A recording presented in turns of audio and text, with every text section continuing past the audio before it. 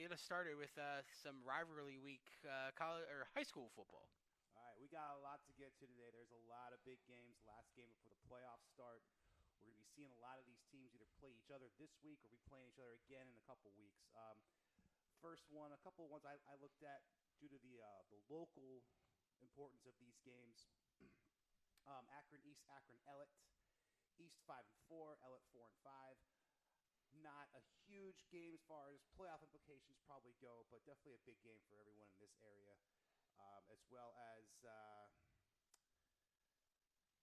Glenville, number 8-0, taking on John Hay at 6-2. John Hay is also same division, same region, big game in the city of Cleveland. I definitely see Glenville, though, continuing their dominance in the Senate League. Yeah, Glenville, again, 8-0, and what's their ranking again, Chris? Says here number 8. So sitting at number 8 at 8-0, that's got to say something about their strength of schedule in that region. That's a good point. The strength of schedule isn't probably the best. You look at some of the teams in that conference, some of the teams they play aren't the best competition, especially for a team as big as Glenville, but I don't think that has too much to say. You know it's a talented team. They always have a good team. They always have a good program. A lot of great. All right, and Rob Deck joining us. He made it. A little bit of traffic out here in the Akron area, but he made it here today. And let's get his opinion here as he comes in on set here. Coach Deck, we're talking about high school playoffs and rivalry week as we just talked about Glenville and who they playing again? I'm sorry? John Hay. John Hay. Glenville and John Hay, and how Glenville, even though they're 8-0, they're going to still be ranked 8th at this point, and about how the strength of schedule is an issue there. Strength of schedule is important. It sure is. So we banking on Glenville, right? Yeah. Okay, so man, I think Glenville gonna have a smooth sailing so far. Going into the end of the week until they start getting to the third round of the playoffs. Yeah, I'd say that whole division isn't necessarily that strong, and Glenville looks tough. So what else do we have? What was the first game we talked about? Let's get Coach's opinion on that. Akron East versus Akron Ellet. East 5-4, Ellet 4-5. Like I said, we know it's not a big game, but I know that for people in the area, it's kind of a rival. Akron East, Akron Ellet. I mean, it depends on what team shows up. Because I watch East versus Buchtel, and they played flat. Then I watch them play another game. Then they was up tempo. Then you see Ellet play one week, they play flat, and another week they play up tempo. So that game can go either way. It's what kid or what team or what coach gonna show up that day. Absolutely. So all right, so those are our first. I would say is probably a big issue for the reason why these teams have the records they do. While we're on the Akron, before we go to our next game here, is it Akron North? Is that the team that we talked about? Yes, unfortunately, Akron North. Terrible. It's just so sad to start to hear about not having enough kids to finish out the season and having these kids who probably played football their whole lives not be able to finish out their senior year just because of lack of numbers. The three of us played football, and I know, if you work this hard to get at least to this point where you're playing competitively in high school, to not finish your season, that's got to be heartbreaking, like you said. I mean, I went up, God bless Sunil Haslam, the last year coach who passed away and lost a lot of kids, due to some of that situation. And I feel bad for the kids. I feel bad for the city, period. You got a strong soccer program over there. Their soccer program just won, the city, and they tough in the state. So, I can't understand why they can't field a football team, And I think the soccer team have over 60-something kids. Wow. And that's a very large soccer team. Yeah, you can't even field the football team is mind-boggling, And for those kids not to be able to finish the last 2 games of the season is very heartbreaking, I think the city within itself needs to upgrade, We so far behind in times when it comes to Akron City football. It's not as strong as it was. Then they want to say, because the kids are leaving. No, you got to update your facilities. You got to the coaches' salaries. They only got 3 contracts. That's not good in today's football. Mm-hmm. If you want to compete with some of those other teams, you gotta get more contracts out. You can't just give 3 contracts and expect these other guys to work for a cupcake and a milkshake. You know what I'm saying? Absolutely, yeah. Look at some of these big programs. Everybody's on huge contracts. Yes. And that's why they're 9-0. Then you got to look at their facilities as well. First, Elliott get a facility. Not all the teams got to play at Elliott. Now, Bootle just got a facility, upgrade after fighting for all those years. And it's just me being a product of the city, I think it's a disgrace, man. I remember we used to have double headers. The city needs to come up with some type of things, either change leadership, bring somebody in that's oriented for the kids, and all about the kids, and there's plenty of us out there. And if I'm correct, you're saying Buffalo just got their upgrade, and that was due to the Cleveland Browns, correct? Yes, it's a lot that goes on behind the scenes. Clarence Kaiser was one of them, and a lot of guys who help put a lot of stuff together.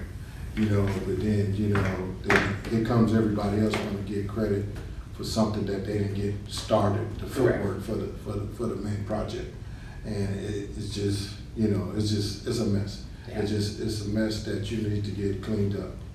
Awesome. So what's our next game there, Chris? All right. Well, I guess biggest game of the week, definitely by far, is going to be Akron-Hovind at 9-0 versus Lakewood St. Ed's at 8-1. These are 2 of the best teams of the state. These are 2 of the best teams in the country, usually. The coach is keeping his mouth shut on his opinion on this one. No. He said not yet. So, Eds, they had a tough week this week. What was the score? 6-0 or 6-3, something like that against Cincinnati Bowler. 6-0.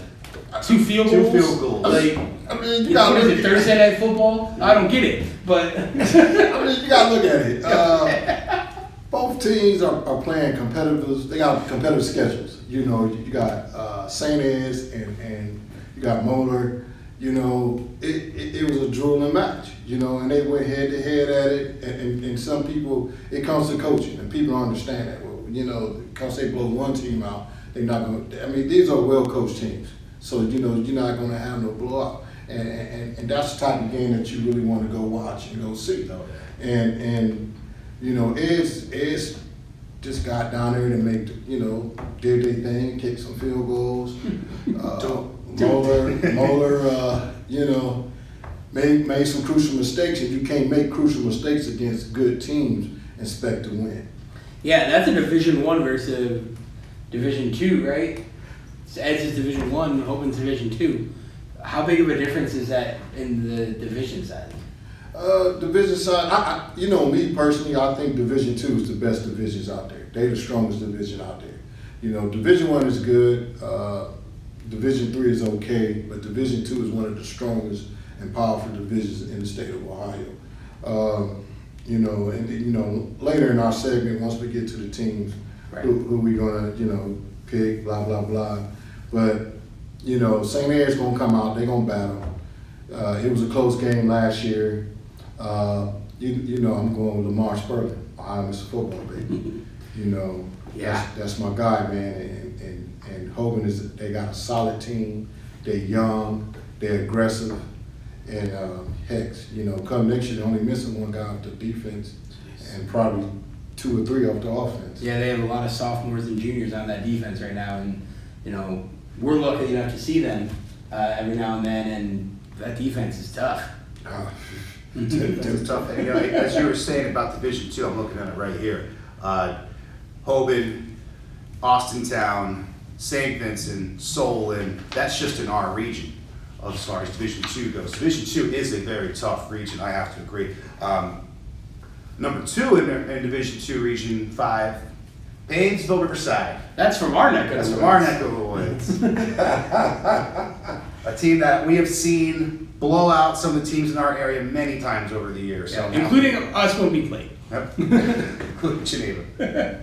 Who do they play? Geneva's You all know? right. Come on now. Geneva's ranked 10th. They are ranked 10th. Who does Riverside play this week, Chris? Do we have that? Who's that? Who does Riverside play this week? Riverside plays. Did we write that down? I don't have that one down. Okay. I could look it up. That's all right. We can look it up later. All right. What's our next game of the week, though? The next game of the week is going to be another big one, especially for this area right here. St. Vincent versus Walsh. Ooh. St. Vincent. I'll let you take that one first, Coach. St. V and Vert and I talk about this a lot. St. V is well coached. They well organized. And Walsh, I just gotta, I don't know. You gotta be patient when you play Walsh. You know, Walsh, 85% of their offense is passing. Screen. You know, I'm a run 5, you know, Woody Hayes type guy. Mm-hmm. You know, play football. You know, that you know, passing the football, you know, that's conservative to me. And that game can go either way. It can go either way. Yeah, Walsh, they do love that pass. The screen pass, and that's the little slant, the 5-yard slant. They ran that a lot when they played open, and they just kept running the same play over and over. You know, I mean, I don't know. I mean, we you know, this is our show. I like to come from the hill, man. It's like, play football. Play football, man. You know, I mean, the game is getting soft with all that passing, man. I agree. I like it better when they run the ball 3 yards of cloud and dust. Yes, you better say it. AFC Central. I say, I have a stat when Walsh played Hoban, their quarterback, he had 45 attempts for 217 yards. So that's a lot of passes. But he also ran for 2 touchdowns and hit 6 different receivers. So they do spread the ball, but again, just a lot of passing. 45 attempts. But remember, when he ran the football, those was broken plays. Correct. While he was passing the ball. Mm-hmm. So then, you know, Hogan was basically out of position at the time. So St. V just got to be patient, and hopefully the linebackers and defensive backs better be ready. It's going to be a long day. It's going to be a battle for sure. Yes, sir. All right. So I guess those are some of the biggest games I got. Another big one around here, Medina and Solon. Oh, Coach should like that one. What's your thoughts on that game, Coach? That's a tough game. Yeah, it is. That's 81, Solon at 6-3. Now we all know Solon plays a really tough schedule, so to lose 3 games in that schedule is not a bad thing for Solon. That's not bad. That's not you said bad. Medina though too. Medina's ranked 8-1, and they probably play a very similar schedule. But see, Medina is another team. 85% of their offense is passing. You know, they like to go with the duels, and you know, I mean, you got to shut that down. Yeah. You got to shut it down. You got to apply pressure from your outside, and make sure you apply pressure on the inside. You know, but that game's going to be a close game. Do you think these teams throw the ball as much as they do because they can't run the ball as well as some of these bigger schools? Well, I think it boils down to talent. They try to eliminate speed, because speed kills. You know, and you know, they figure it's like basketball. You know, you want to spread the floor. You want to bounce the ball, try to play to the team's advantage. You know what I'm saying? And it's more like, if you know, I know I'm not as good as you as far as skill wise, so I'm going to spread you out and try to eliminate your skill guys. You know, but if you run across those teams that are very solid and very talented, that's only going to wear out for so long. You know, I mean, eventually, you know, I mean, it's going to be holding. It's going to be some type of penalty. Yeah. You know, you can't sit there and tell me that you're going to go a full 60 minutes and not hold. Yeah. No team is that perfect. You know what I'm saying? Ask the Denver Broncos about that. We'll talk about that later. How many more games you got on that list? I got about 2 or 3 more. I got one that's big for rivalry reasons, but probably not very good as far as the game would go, and that's Sandusky versus Sandusky Perkins. Yeah. And then Woodstown and Mogador. Woodstown and Mogador, that's a big rival. Nobody in the area likes Mogador. Yeah, they might be throwing popcorn at each other. And then the biggest game, I'd say, for rivalry reasons in this area especially, of course, the oldest football game in the history of football, Camp McKinley and Maston, Washington. The granddaddy of them all. Granddaddy of them all. 5-4 McKinley versus 7-1 Massillon. Massillon number 5 at Paul Brown Stadium on Saturday. I'll let you go first. Man, that's again like both teams are 5-4. No, I'm sorry. Who is McKinley? No, I'm sorry. McKinley's 5-4. Massillon 7-1. 7-1. Massillon only lost 1. Okay. So again, like it's in my opinion, it's about it doesn't matter what records are this week. It really doesn't matter. That's right. These kids know each other. They grew up together. They're in the same area, and they're used to seeing each other. So it's friend versus friend, foe versus foe, and they're gonna go hard no matter what the records are. I don't know how many friends are going to be in that game. It's one of the most rivalries in all of sports. I mean, this is the reason why football is a sport, is because of these two teams playing. They created football, and professional football especially. So I look forward to that one, especially at Paul Brown Stadium. I'm definitely looking forward to it. I will be in the house, mouth foaming, hand shaking, like I said, this is the granddaddy of them all, and throw the records out the door. Yeah. And this game is all about pride, and it's all about community, and I like how they really take their time out and let the kids have fun and really put into it. I don't know. Massillon, they look for the big play. They look for the big play.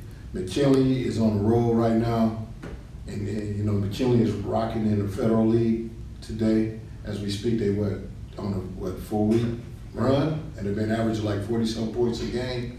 And McKinley is rolling. They're rolling. They got their running back back. Ever since they got the running back back, they've been on the roll. And I'm gonna go out there and say I'm going with McKinley. Wow. All right. I got one more for you, Steve. It's my favorite one. And speaking of throwing records out the book, because records don't matter, especially in this game, I got Warrensville Heights at 0-9 versus Cleveland Central Catholic at 0-9. Somebody's gonna win a game. Somebody's gonna win. Someone in the city of Cleveland is gonna win this game at Stefanski Stadium on Saturday. Woo! That's at Cleveland Central Catholic, for those who don't know. Man, honestly, like I look at these teams and I'm like, do either of you want to win a game?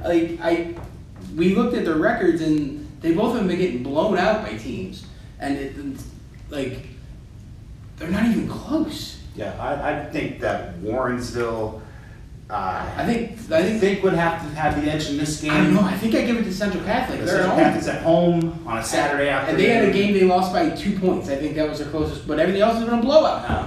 I'm going with you. I'm going Warrensville. All right, thank you. I'm going Warrensville. It just doesn't matter. So, I mean, you're looking at two teams who has not won a game the entire season. You got to make changes. Whether got to make defensive changes, offensive changes. Somebody got to, a coach got to step up, or your position coaches, or you got to look at your offensive coordinator, your defensive coordinator, and what's going on. And I think that's what's going on in a lot of, Northeast Ohio, a lot of sports, a lot of blowouts, and it's like, and sometimes some offense can't get the ball off the ground. Me as a head coach, I want my assistants to be just as good as me. If we can't get the job done this year, friend or no friend, this is business. It's good having you here. Right. I gotta put W's up there. I gotta put, it's about wins and losses, right? Yeah. Good luck on future endeavors, but we gotta move on. Right. We gotta get some wins. If your system is not doing it, we gotta look elsewhere to make things happen. That's just my personal opinion. Yeah. So again, lots of exciting games here in the high school football as we enter week 10. Again, the final week before playoffs, and playoffs are going to be crazy this year as there are 16 teams in each division going into this, in each region. So, yeah, you're going to have teams, for example, in Division I, Round 1, you have St. Ed's, who's 8-1, going to play Stone Monroe Falls, if it ends right now, who's 1-8. These games aren't even going to be fair. But that's just, it's crazy. Well, last thoughts on that. You go ahead. It's too bad that it seems like the playoffs have gotten watered down like this, that we have a team that's going to be 1-8 going against a team that could possibly win the state championship. And then you look at Division 2 and 3, all these other tough divisions, same thing. I mean, we could have a team like, say, Edgewood, Ashtabula, make it deep into the playoffs and playing a team like Chardon, who would just crush them. Already crushed them once in the regular season. You're going to play again. You make these kids play an extra week, make their season go an extra week. These coaches play an extra week just to get crushed right away. So to me, I just think it's kind of a watered down product right now.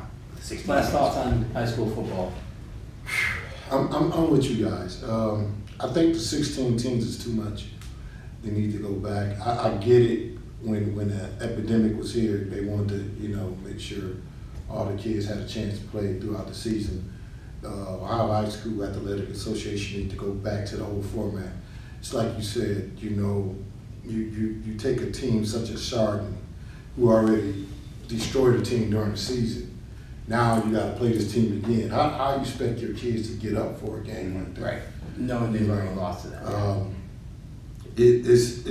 It's wild, but it also gives other teams chances, to play a team again, like Division II.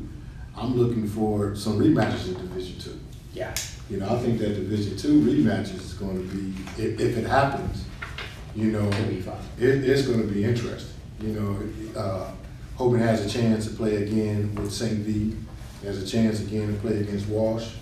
And I think the second outcome of the game is going to be different than the first outcome. In both games. It's going to be about who's going to want it the most. And I think playoffs is very, very, very important. And just having these teams, you got some teams who I don't think who had an impressive record. You can get a team in there who's 5-4. But if it's the strength of the schedule, yeah, put them in there. If it's the strength of the schedule, I get that. I understand that. But if they didn't have a tough and strong schedule, go home. It's time to go home. If you're gonna put 16 teams in there, put your best 16 teams in postseason. Right. And speaking of strength of schedule, we're going to move on to another sport that really involves strength of schedule in their rankings, and that's college football. Something that these kids that we've been talking about are looking forward to on that next level. And we had some pretty big games this past weekend. Let's talk about the number one game that everyone's been talking about. Tennessee kicking a field goal at the last second to take down Alabama. So, down goes Bama, down goes the field goal post at Tennessee, that ended up in the water. So what do you guys think about that game? That was still fine there, too. I mean, I hate to be biased when it comes to college football. But, I mean, Bama has been on the ropes a few games. Yeah, A&M. Tennessee is up and coming. Tennessee got that bark, and so Tennessee they went toe for toe, tick for tack, and it came down to that final seconds. I'm like, man, if this game got overtime, it favors Tennessee because they've been on the upward. Yeah, I mean we saw you said Bama's been on the ropes. Texas had them on the ropes early. In that game as well, they won by a last second field goal to Bama. A&M, same thing. So how many times can you stay that close before it bites you? And this week it bit them with Tennessee. It was exposed. I mean, the defensive backs was exposed. They strong up on the defensive line up front, but once you get into that second tier, into the defensive back area, them guys are young. They're not experienced. A lot of guys went to the NFL. So, and that's no excuse for Nick Saban. Nick Saban, you come to Alabama, you come to win, you come to play. So, they wasn't even in my top 10 or I won't say top 4 for the finals for the bowl game. They just didn't have it. I had them at number 5. So I think that as you were saying about Tennessee had the bark. This is their biggest win since they won a national championship 15 years ago. Is this Tennessee finally rejuvenating their program? You see these teams all the time, Texas or A&M or Tennessee or Florida. Every year it seems like they start out hot, they think they're back, they get a big win, and then they choke the rest of the season. So is Tennessee really back? That's the real question I have. I don't think Alabama is going to lose any more games. I think they make it all the way to the SEC championship game. If they lose it, then they won, it'll be at Georgia, or it'll be Tennessee if Tennessee's there again. That's going to be the real challenge for Tennessee. Can they beat Georgia? Can they beat Florida? I think they already have. But can they run the SEC East? And if they can, then we'll really know how good Tennessee really is. And if that win over Bama was a legit. Or was it just a one-time thing? Well, I mean, Tennessee, let's see. Let me take a look really quick at their schedule. We can talk about it really quick. Tennessee, they have beaten Ball State, nobody cares about. Pitt, who's ranked 17th. Arkansas, they have beaten Florida. They beat Florida 38-33. They beat LSU 40-13. And then this Bama win 52-49. So a couple big-time wins. So they have a couple big wins. They have a pretty good schedule so far. Left on their schedule, they have Kentucky, Georgia, Mizzou, South Carolina, and Vanderbilt. And that's going to be the big games when they play Georgia. If Georgia's undefeated and Tennessee's undefeated, that's probably going to be the battle. That's going to be the game. Yeah, I mean, Vanderbilt, Georgia just beat 55-0. I don't think Vanderbilt showed up to play that game. Teams that I also think might be a little underrated, Penn State, they got exposed by Michigan this week. Yeah. Or did Michigan have I don't know. What's your thoughts on that? I know we don't like Michigan around here, but you gotta give them. I know. We can say we don't give a damn for the whole state of Michigan all we want, but we gotta talk about them. Well, I mean, it's for you, Keith. But Michigan is they still exposed.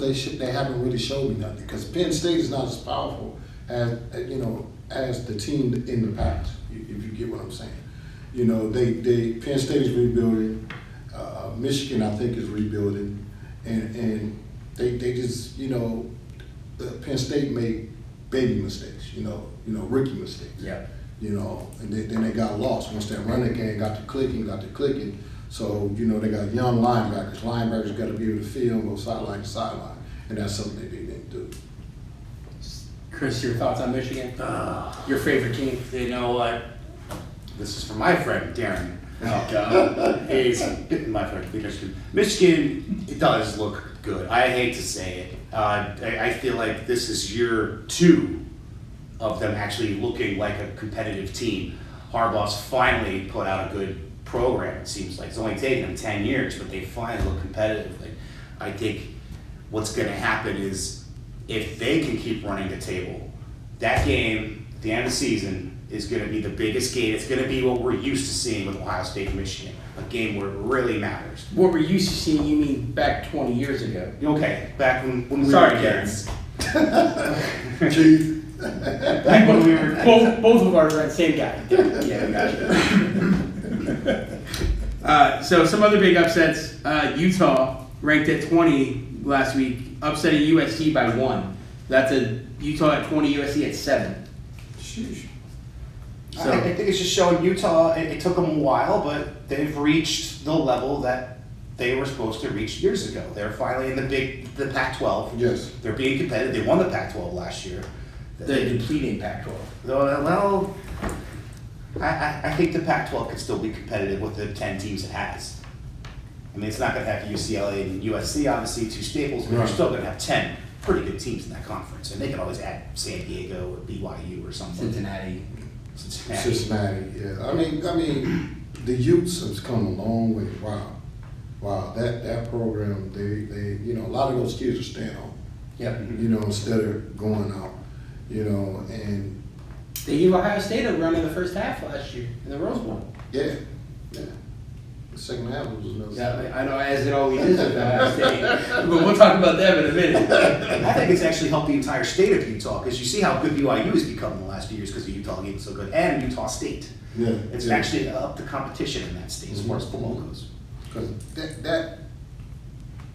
that conference in that area has not been good since Jim McMahon. I can go back. That's when I was a puppy, and so which is interesting, right? And it's funny that and man, that was a long time ago. That was in the 80s. That was in the 80s, bro. You know, I mean, We were alive, by the way. Steve Young. Steve Young, yeah, 80s, you know, 90s, you know. It's been that long since BYU really was competitive, you know. Because they was going bowl games, they was causing havoc. Mm-hmm. You know, Jim McMahon brought that swag. He had the stunner shades on. Won a national championship. Oh yes, he did. It's surprising to think about. Think about school like BYU as a national championship. No, this is also for dinner. Was that a full national championship or a half? Oh yeah, that wasn't a split national championship. Oh, okay. Oh, we back on that. The paper chaps, right? Another team on the uprise, TCU Horned Frogs.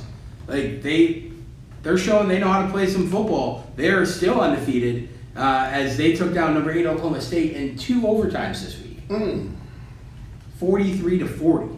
You know, TCU is another school kind of like Utah that was just a few years ago at a mid-major conference, and now they're being very competitive in a tough conference. Now they have Kansas State this week. They do. Big time game. It's their 4th ranked game in a row, actually, Chris. Wow. They played Oklahoma, they won 55-24. Then they played Kansas, they won 38-31. Then Oklahoma State this past week, and now they have Kansas. So 4 ranked games in a row for the Horned Frogs. Well, it just shows the competitiveness of the Big 12 right now. Even though they are also a depleting conference, they're losing some big-time schools, but they're getting some schools back. They're getting Cincinnati. They're getting Boise State. They're getting Houston. They're getting some teams that are going to help refill that conference. But TCU and Kansas State are 2 teams that are not leaving. So that just shows that conference is going to be good for a while. It's going to be tough. That's going to be a tough conference. Come on. One of the teams I feel not bad for, but it's kind of happened to them again, Mississippi State. They get Alabama coming off of a loss, as Mississippi State also lost this week to Kentucky by 10 points, 27-17. Kentucky ranked 22nd, Mississippi State ranked 16th. But again, Mississippi State again now has to play Alabama, which Alabama just came off of a loss, so they're angry, obviously, again against Mississippi State. Well, this is going to be on the road for Bama.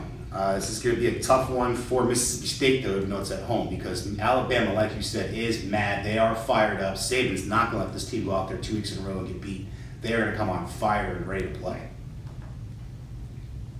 What are your thoughts on that Bama Mississippi State game?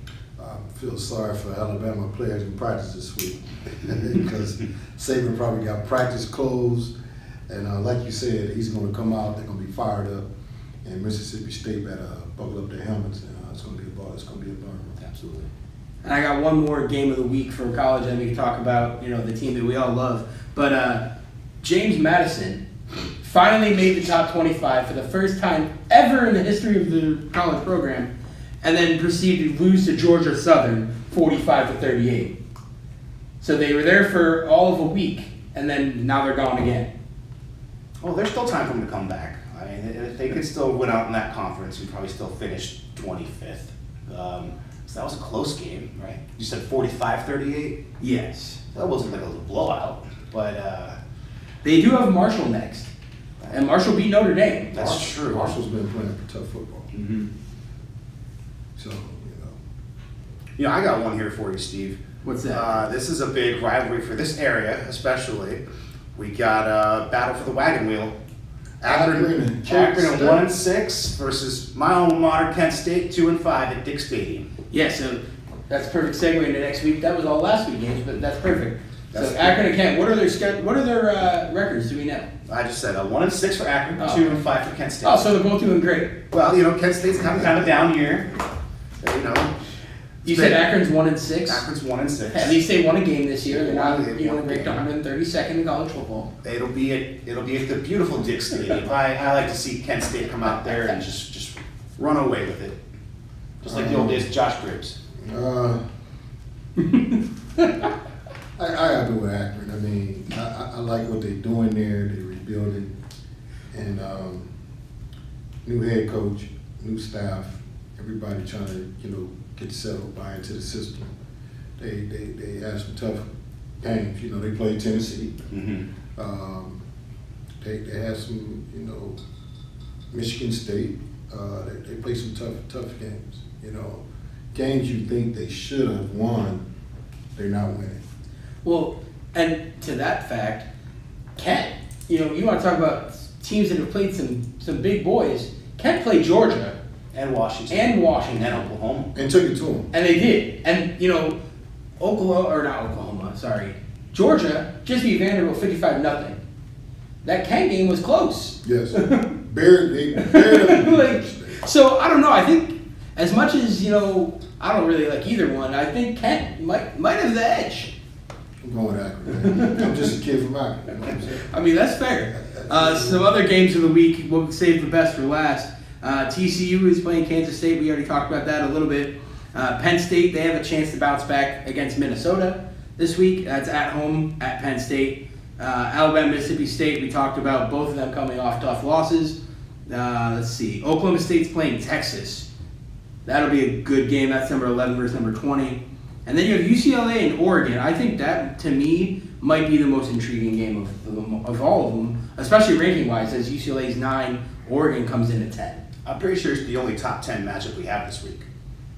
Of two teams in the top 10. It is. And conference rivalry game in a conference that UCLA will be leaving, as we already discussed, soon. And these are two of the original teams of this conference. This is a rivalry that goes back 50, 60 years. I'd like to see Oregon win this game, not because I like them anymore and I like UCLA. This whole conference realignment thing is making me sick, and the fact that UCLA and USC are coming to the Big Ten makes me sick. So I'd like to see Oregon take it to them. We don't want no visitors. That's what you're telling me. I'm tired of the visitors. I love Maryland and Rutgers, man. Why can't we get Pittsburgh and Louisville or some of those teams? We're the Big Ten now with 16 teams. Now we have teams all the way in New York City and California. That doesn't make any sense. I got you as far as travel time. Yeah. Schedule game time. My thing is, are they going to, and Chris and I have talked about this, teams like UCLA and USC, are they going to come over and play Ohio State, stay here, play Penn State, then go home? Or are they going to fly in, play a game, go back, have to come back again? They got the money. They have the money, but what does that do to these student athletes? Prepares them for the next level. Yeah. In a way, but they have to go to class still. I mean, they go to class on the road. Right, so do you think they just stay 2 weeks on the East Coast and then go home? You would think that's what IMG does. Right. I would think they would do something like that. Now you would think. But I get what UCLA and what USC is trying to do. They're trying to compete, with the Ohio States and all those other teams. They're trying to get those kids from the Midwest, from the East Coast to come out West. That's what that's about. Yeah, it's all about recruiting, as we all know. Yeah. So, it's all about bringing the mules in. Yeah. Our other ranked game, having two ranked teams, is Syracuse and Clemson. Syracuse coming in at 14th, Clemson at 5th. I had no idea Syracuse is undefeated. Yeah. That just blew my mind when I saw that today. This team is 6-0 in the ACC, going against the mighty Clemson. It'd be nice to see Syracuse pull one off. It's a new daddy in town, I think. After seeing what Clemson did to Florida State a couple weeks ago, it'd be nice to see Clemson get beat. Yeah. But that's going to be a good one. Yeah. Then you have the biggest spread of the weekend, and that's the Ohio State Buckeyes taking on Iowa at Ohio State. They were off this week, so they had an extra week to kind of rest up. The ESPN has Ohio State favored at -29 against Iowa. Putting us under pressure. Yeah, I say Kirk Ferentz is a great coach. Oh, it's interesting to mention about this game is this will be the first time ever that the Ohio State will be doing a halftime show with another school's marching band. The entire show. The entire halftime is going to be done with Iowa's marching band. First time it's ever happened, and when the news broke today on Twitter, everybody was losing their mind about it. Because we can't form our little Ohio side. I'm sure I still find a way to do that. I think it's great. I think it would be really fun if we taught Iowa how to do Iowa while we do Ohio. That might be cool. Opposite sides of the but you'll ruin it. You'll ruin it. Or we just do it for them. We can't tarnish the the shoe, man. So those are our big games. Let's do our Final Four predictions of college football while we're at it. Who's going to be in the playoffs? Well, I think it's going to have to be. I think Ohio State is going to end up winning this conference. I think they're too talented. They're just too tough, even for Michigan or Penn State or other teams. Georgia, I think is going to run the table, possibly even into the SEC tournament, the conference championship game, to where I believe they will probably play Bama. I say the winner of that game and the loser of that game make the Again? Final Four. Yes, again. And then for your 14. He likes the SEC. Unless Clemson gets beat, I see them making it to the Final Four. So I can see the same usual 4 teams we see every year: Clemson, Ohio State, Georgia, the newcomer, and Bama. Coach, what do you got? Man, he threw a loophole in that one, didn't Yeah, I do that. he? He came with Clemson. Man, Clemson ain't in it, man. Of course, I think Georgia's gonna be there. I'm going on a limb, saying Tennessee. For Georgia, Tennessee. My sleeper, I think if Alabama loses another game, they might push them out the way. Okay. And I think Alabama can't afford to lose another game. It's special to lose to Georgia, and I think that would put them out of the championship, rounds. Clemson may squeeze in there, but may squeeze in there.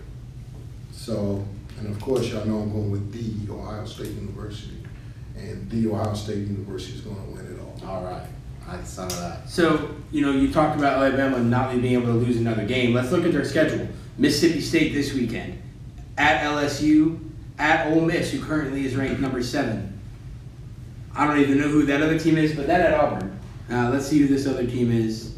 Oh, it's Austin Peay. They're a powerhouse. So Austin Peay, and then it's at Auburn. Iron Bowl. So in the Iron Bowl, right. So they have 2 ranked teams remaining on their schedule in Mississippi State and Ole Miss. So those are both games to keep an eye on. I'll give my Final Four real quick. I'm going to say the Ohio State obviously is going to be there. I'm also going to take Tennessee to be there. You agree with me? I do. And as much as I hate to say it, I think Michigan might be the number 4 team in there.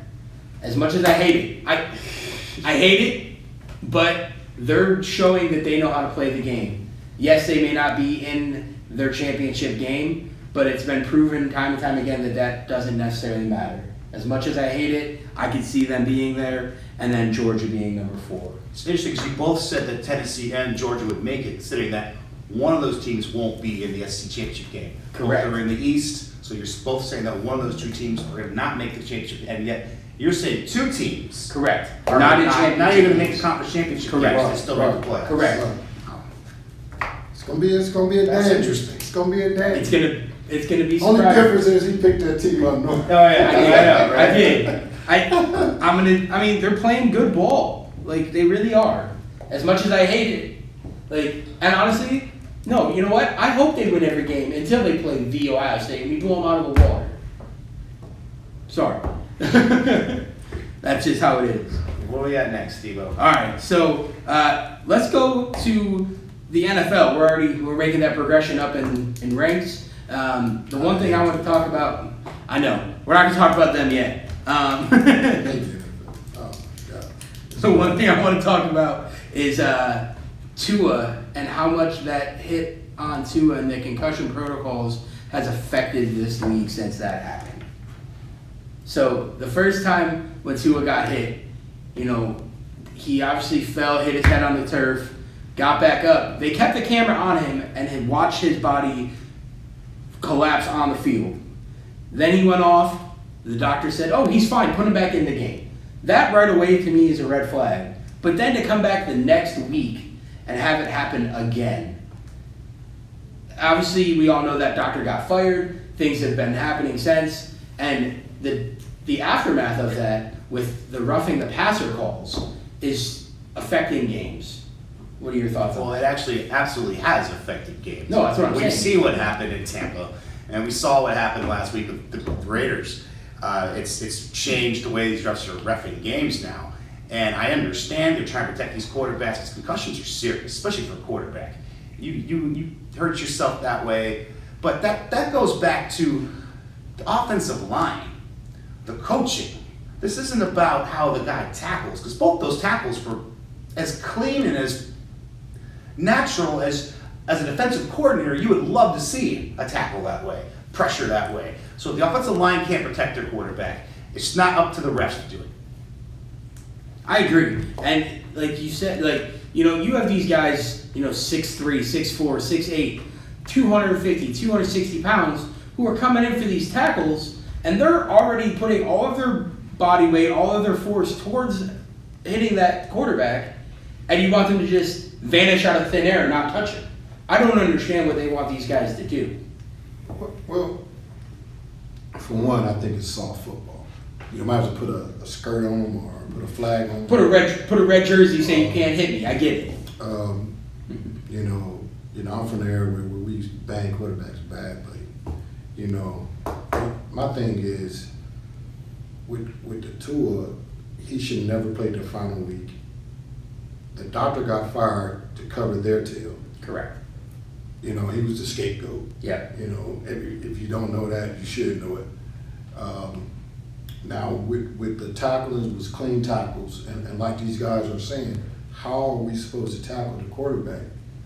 It's going to come to the point where they're just going to just hug them, Yep. and it's going to be like tap football. Mm-hmm. Two-hand touch. All right, you're down. I don't understand. I get it, to protect the people and protect the players, the quarterback, but you signed up knowing it's a gladiator sport. You signed up knowing that you may take the risk of getting hurt or something may happen to you.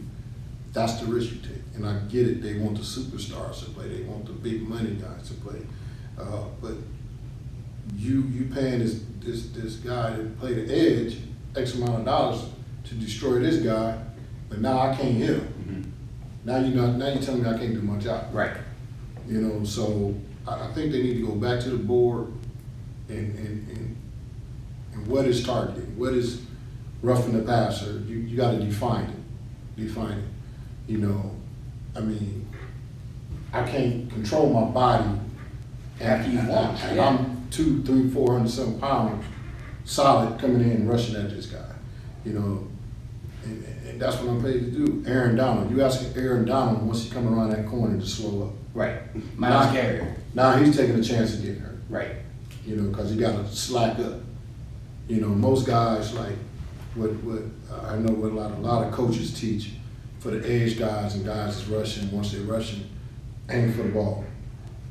Aim for the ball. Right. Aim from his arm, So, but then you can still do that and still get a target. Right. Still get a roughing the passer. And I think it's sad that it has come to that. Yeah, like in the Chiefs-Raiders game, they talked about how the call was made and it was, did he try to support his fall? Did he catch his weight?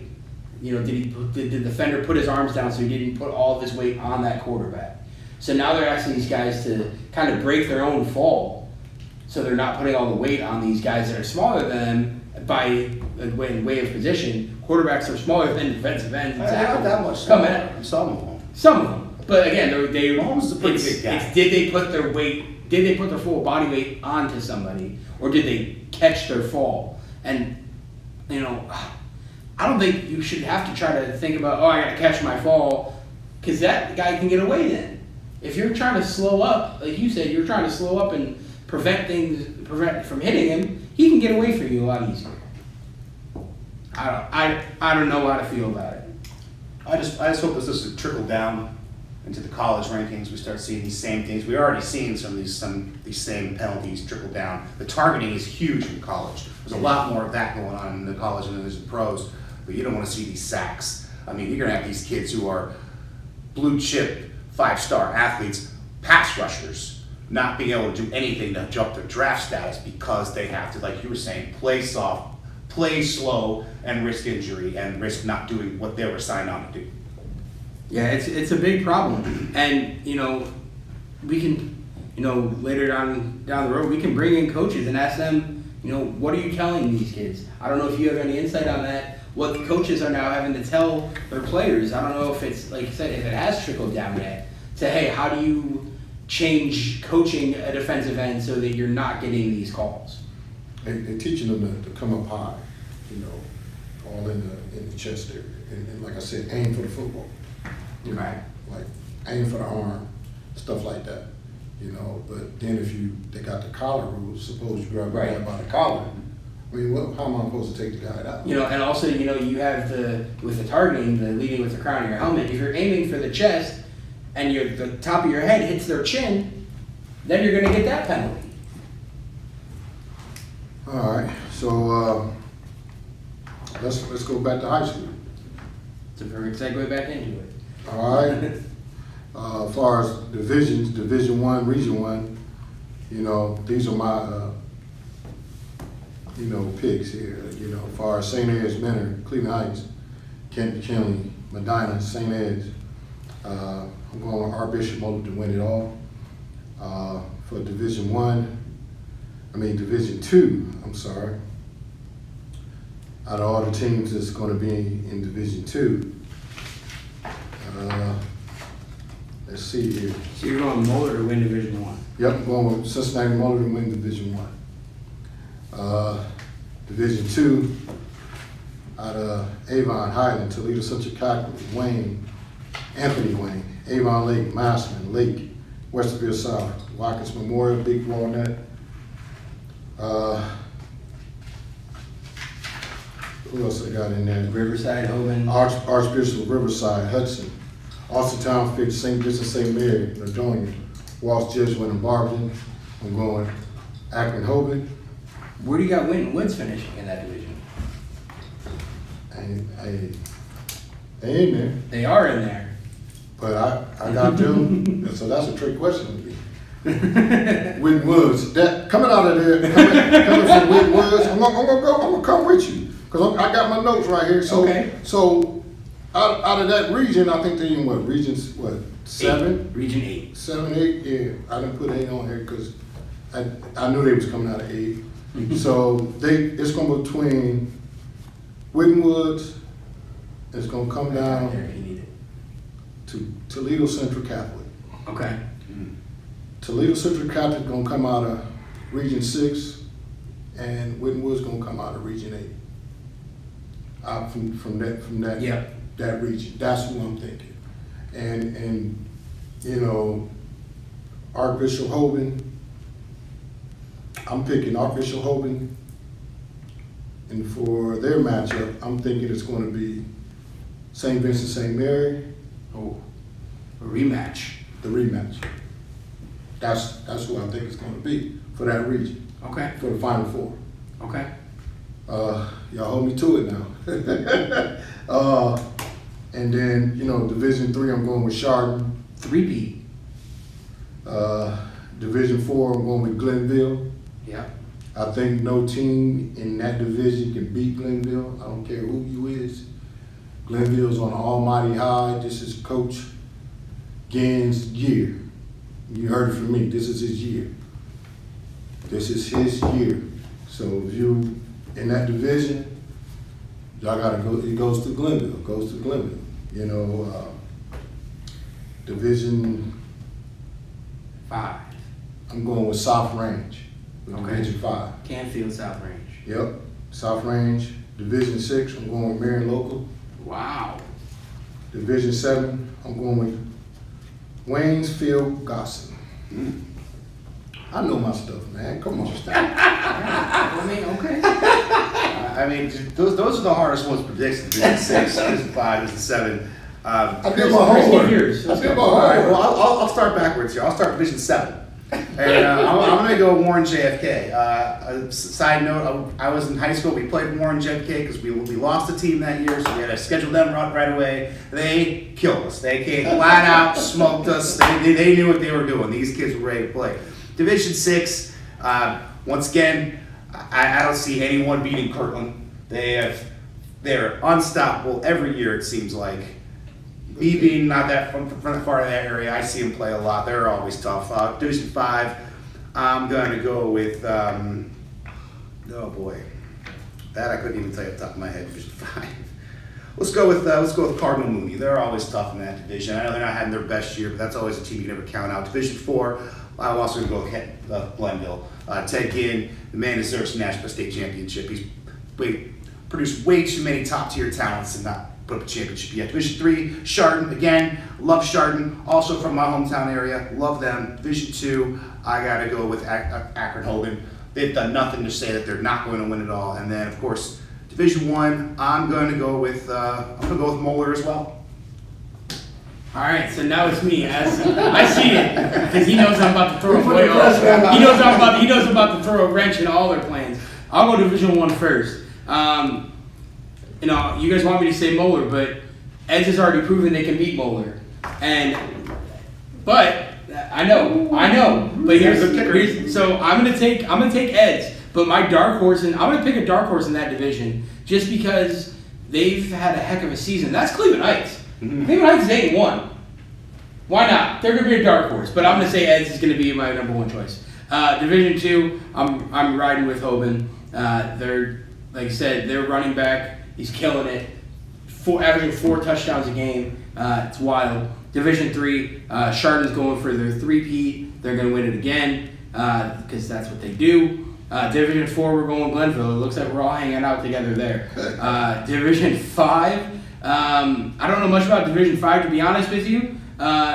So just to be different, I'm going to go with Ironton just because I want to see Coach's reaction because that's fun. Do what? I don't know where that They're is. hard clothes, man. Division 6, Kirtland, they're going to run over everybody, as they always do. Division 7, I'm going to go, I guess JFK is going to be the answer on that one, too. So those are mine. But as far as our first episode, we are out of time.